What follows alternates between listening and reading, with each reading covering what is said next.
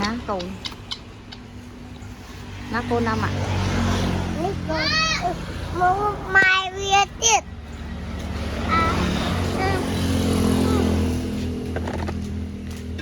Mai đi ô đó nè. Đi ô đặt ở trường con á. Mơ đồng thong hả? Mang đi. Coi nó. Anh tốt tên nào ba lại. Ô, anh đi chết hả chứ nè.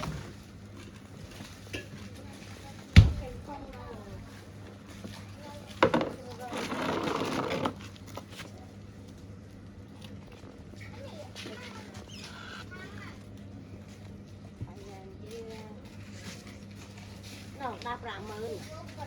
Nắng phải cho làm chạy gì á. Ban Việt Nam mình. Nắng ấy đáp rạng mơ. Mà mạo với không à? Mà với anh lên nhỉ? Anh lên lên bị trai mình. Mạ đó. Mày chơi bao mạ lên chẳng? Bà nó lên can nó nú lên can ai mà ai Cái kia lên chẳng? ông liên chẳng nó chết nữa.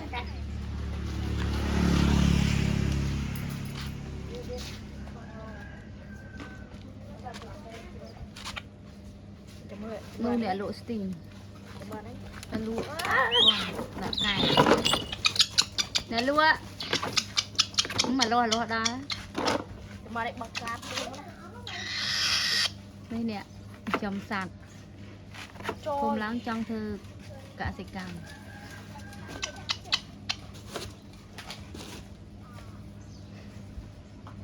Anh hao cua nè, vẫn là thế này. Hao cua nè, hao ăn cua này. Đặt sai to, hai cua. Bờ đặt thầm lý, nó trông này. Anh không to, anh không cho ông ta, thứ con hơi bị hao. Lấy hết tân từ bàn rồi. Ê, mua này là dụ bàn thầy. Thế món trong con mì muôn mua vậy. Nói con mì muôn này nè. Nước muôn Con mì muôn này nè. ăn chạp. Mà thay đó.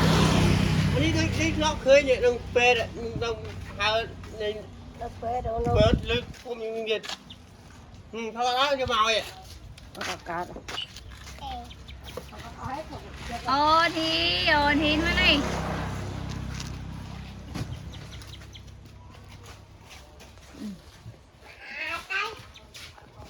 Lên xanh này.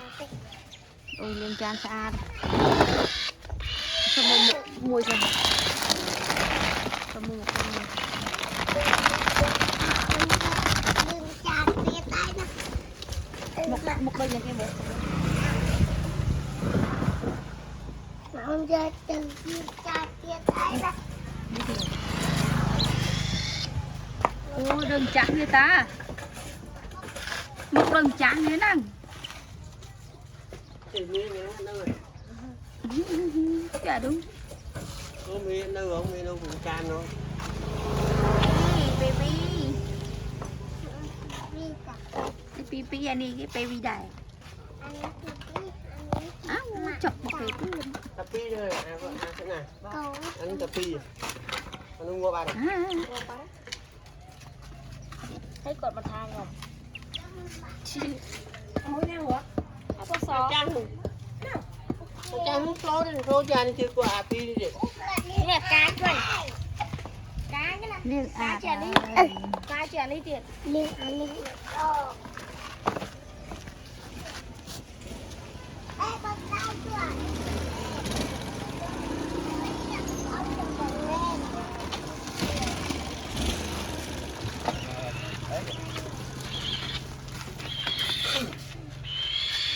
Rồi một con này. Đi ộ mà. Nó muối mà ăn rồi. Ót đằng. Anh đang mua mới ba lên. chú ai chắc chưa đấy. Đang chạm vào lưới nào. Cuột. Ê, chẳng bông không?